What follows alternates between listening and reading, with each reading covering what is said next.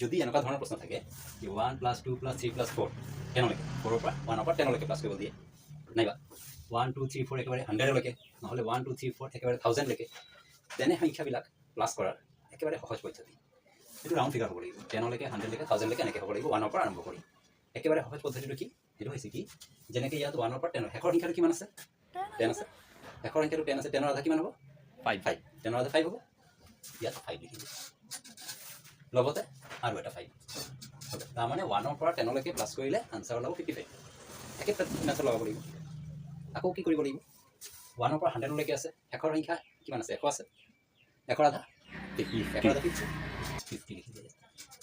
লগতে কি কৰিব লাগিব আকৌ 50 তাৰমানে 1 2 3 4 100লৈকে যোগ কৰিলে 1ৰ পৰা আৰম্ভ কৰি আনচাৰ ওলাব 5050 তেতিয়াহ'লে 1ৰ পৰা আৰম্ভ কৰি 1000লৈকে যোগ কৰিলে কিমান আনচাৰ ওলাব এইটো তোমালোকে গম পালা